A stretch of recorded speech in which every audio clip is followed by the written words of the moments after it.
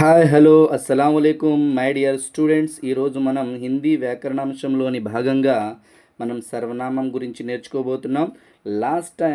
Last వీడియోలో మనం సంజ్ఞ అనగా నౌన్ గురించి మనం తెలుసుకున్నాం. మరి ఈ వీడియోలో సర్వనామం అనగా ఇంగ్లీష్లో ప్రొనౌన్, మరి తెలుగులో నామవాచకానికి బదులుగా వాడేది. సో ఇక్కడ చూడండి, సంజ్ఞాకే స్థాన్ పర్ అంటే సంజ్ఞ అంటే నౌన్ ప్లేస్లో ఉపయోగించేది. వే वे शब्द संज्ञा की जगह इस्तेमाल किए जाते हैं वो सर्वनाम कहलाते हैं. అంటే నామవాచకానికి బదులుగా ఉపయోగించే పదాలను మనం ఏమంటాం? సర్వనామాలు అని అంటాము.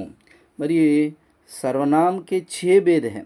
సర్వనామం యొక్క ఆరు రకాలు ఉన్నాయి. అవి కూడా చూద్దాం. చూడండి, एक पुरुषवाचक सर्वनाम, 2 निश्चयवाचक सर्वनाम, 3 अनिश्चयवाचक सर्वनाम, 4 प्रश्नवाचक सर्वनाम, 5 संबंधवाचक सर्वनाम, 6 निजवाचक सर्वनाम. పురుషవాచక సర్వనామం అంటే ఏంటి? మాట్లాడేవారు, వినేవారు లేదా మూడో వ్యక్తి గురించి చెప్పేది. మాట్లాడేవారు, వినేవారు మరియు మూడో వ్యక్తి గురించి చెప్పేది. దీన్ని మనం పర్సనల్ ప్రొనౌన్ అని అంటాము. చూడండి, ఇక్కడ మాట్లాడేవారు, వినేవారు మరి మూడోవారు. మరి దీనికి ఎగ్జాంపుల్స్ మై, తుమ్, వహ. మై అంటే ఐ, తుమ్ అంటే యూ, వహ అంటే he, she, it. So example ఇక్కడ ఇంగ్లీష్లో చూడండి, ఐఎమ్ స్టడీయింగ్. అలాగే రెండవ రకం చూడండి, నిశ్చయవాచక సర్వనామం. నిశ్చయవాచక సర్వనామం అంటే డొమినిస్ట్రేటివ్ ప్రొనౌన్. చూడండి, ఇక్కడ ఏదైనా వస్తువు లేదా వ్యక్తిని ఖచ్చితంగా సూచిస్తుంది. దీన్ని మనం ఏదైనా వస్తువు లేదా వ్యక్తిని ఖచ్చితంగా సూచిస్తుంది. దీన్ని మనం నిశ్చయవాచక సర్వనామం అని అంటాం. ఇక్కడ ఎగ్జాంపుల్ చూడండి, యహ, వహ, this, that. This is my house. So next third అనిశ్చయవాచక సర్వనామం. అనిశ్చయవాచక సర్వనామం ఖచ్చితంగా ఎవరో లేదా ఏదో తెలియని సందర్భంలో వాడేదన్నమాట. అనిశ్చయవాచక సర్వనామం పేరులోనే తెలిసిపోతుంది కదా, ఇండెఫినైట్. దీనికి ఎగ్జాంపుల్స్ కోయి, కుచ్, సమ్వన్, సంథింగ్ అనేటటువంటి ఎగ్జాంపుల్స్ మనకి చూస్తాం. నెక్స్ట్ ఫోర్త్ వన్, ప్రశ్నవాచక సర్వనామం. ప్రశ్నవాచక సర్వనామం అంటే ఇంటరాగేటివ్ ప్రొనౌన్. సో ప్రశ్నలు అడగడానికి ఉపయోగించేది. ఉదాహరణగా క్యా, కౌన్. So what, who. Next fifth one, సంబంధవాచక సర్వనామం. సంబంధవాచక సర్వనామం అంటే రిలేటివ్ ప్రొనౌన్. సంబంధవాచక సర్వనామం రెండు వాక్యాల మధ్య సంబంధాన్ని తెలిపేది. దీనికి ఉదాహరణలు జో, సో, జైసా, వైసా, హీ, హూ, యాజ్, సో. ఈ విధంగా ఇంగ్లీష్లో మనకి వస్తాయి సంబంధవాచక సర్వనామం. సో నెక్స్ట్ సిక్స్త్ వన్, నిజవాచక సర్వనామం. Reflexive pronoun. తన గురించి తాను చెప్పుకోవడానికి వాడేది. ఎగ్జాంపుల్ స్వయం, ఖుద్.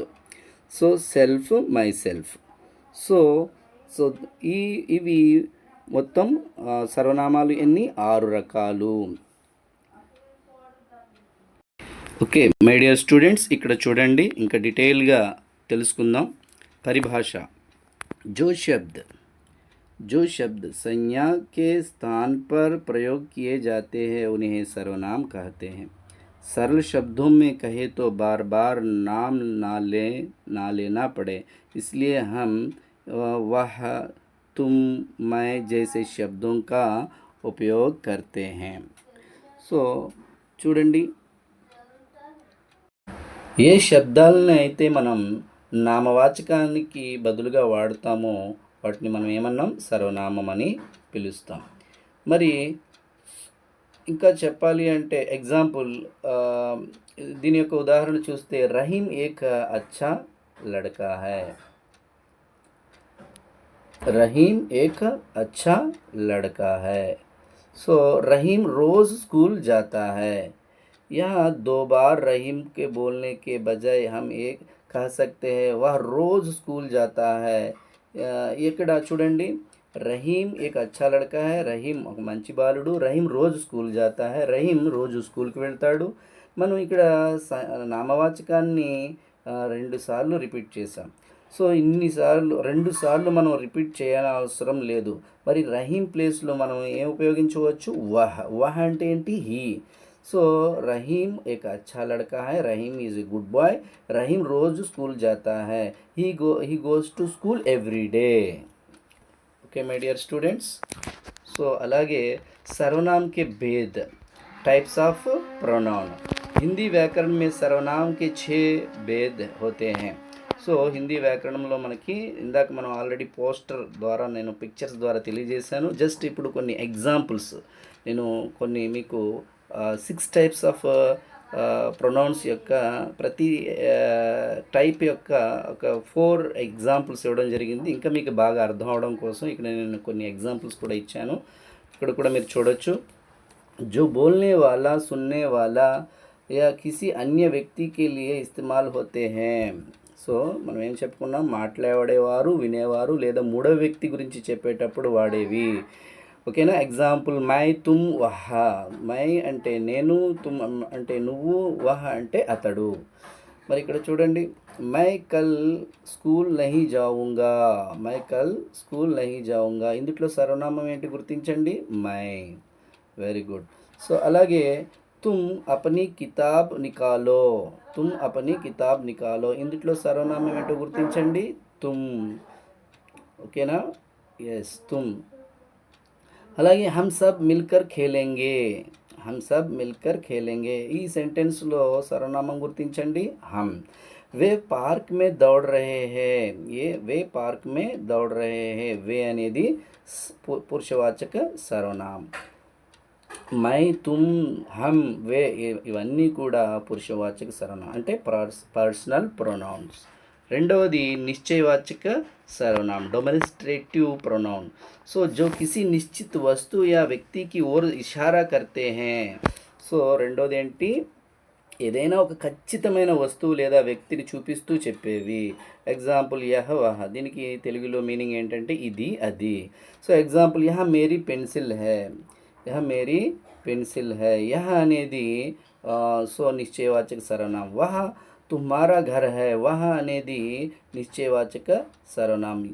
ये मेरे खिलौने हैं, ये అనేది నిశ్చయవాచక సర్వనామం. वे फल मीठे हैं, वे అనేది నిశ్చయవాచక సర్వనామం. అలాగే థర్డ్ వన్ అనిశ్చయవాచక సర్వనామం, इंडिफिनिट प्रोनाउन. जब हमें किसी निश्चित व्यक्ति या वस्तु का पता ना हो. మూడోది ఏంటి స్టూడెంట్స్? ఎవరో లేదా ఏదో అని ఖచ్చితంగా తెలియనప్పుడు వాడేవి. ఎవరో, ఏదో, కొంత, ఈ విధంగా అనమాట. చూడండి ఇక్కడ దేఖో దర్వాజే పర్ కోయి ఖడా హై. కోయి అనేది అనిశ్చయవాచక సర్వనామం. మనకి ఇక్కడ కోయి అంటున్నా, ఎవరో తెలీదు, సంథింగ్, ఎవరో డోర్ దగ్గర నుంచుని ఉన్నారు, ఆయన ఎవరో తెలియదు. దూద్ మే కుచ్ గిర్ గయా హై. సో ఇక్కడ చూడండి, పాల్లో ఏదో పడిపోయింది. తర్వాత బాజార్ సే కుచ్ ఖానే కో లే ఆనా. కుచ్ అనేది అనిశ్చయవాచక సర్వనామం. రాస్తే మే కోయి మిల్ గయా. కోయి అనేది అనిశ్చయవాచక సర్వనామం.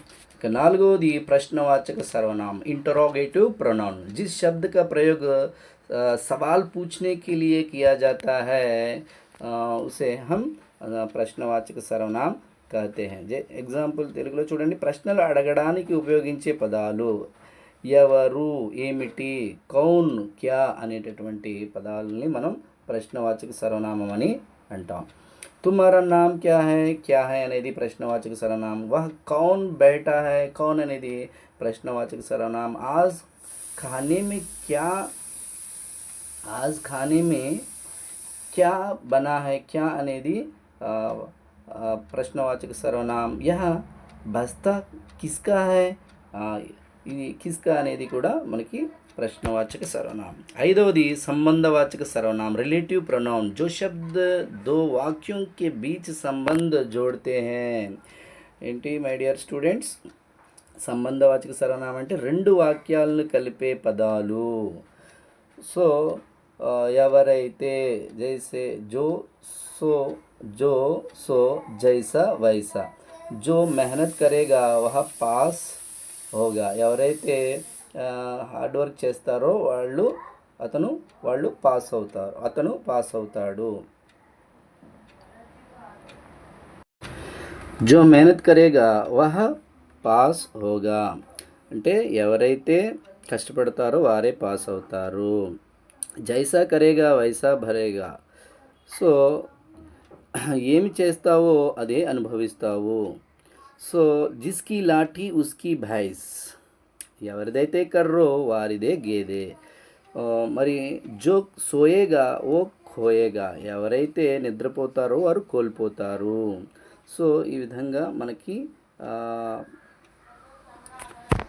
సంబంధవాచక సర్వనామం చూడవచ్చు. ఇక లాస్ట్ వన్ నిజవాచక సర్వనాम रिफ्लेक्सिव प्रोनाउन जहाँ काम करने वाला व्यक्ति अपने खुद के लिए शब्द इस्तेमाल करे. మరి నిజవాచక సర్వనామం అంటే పనిచేసే వ్యక్తి తన గురించి తాను చెప్పుకోవడానికి వాడే పదాలు. జైసే ఖుద్ అనగా సొంతంగా, అప్నే ఆప్ లేదా స్వయంగా. సో ఇక్కడ చూడండి, मैं अपना होमवर्क अपने आप करूँगा. मैं अपना होमवर्क अपने आप కరుంగా. నా హోంవర్క్ను నేనే అనగా సొంతంగా చేసుకుంటాను. వహ ఖుద్ హీ చల్ గయా అంటే ఖుద్ హీ చల్ గయా అంటే అతను స్వయంగా వెళ్ళిపోయాడు. హమే అప్నా కామ్ స్వయం కర్నా చాహియే. మనం మన పనిని మనం స్వయంగా చేసుకోవాలి. మా అప్నే ఆప్ ఖానా బనాలేగి. అమ్మ తనంతట తానే వంట చేస్తుంది. సో విన్నారు కదా మై డియర్ స్టూడెంట్స్, ఇది సర్వనామానికి సంబంధించినటువంటి టాపిక్. సో మీకు అర్థమైంది అనుకుంటున్నాను. అర్థమైతే కామెంట్ బాక్స్లో తెలియజేయండి, మీ కామెంట్స్ని తెలియజేయండి.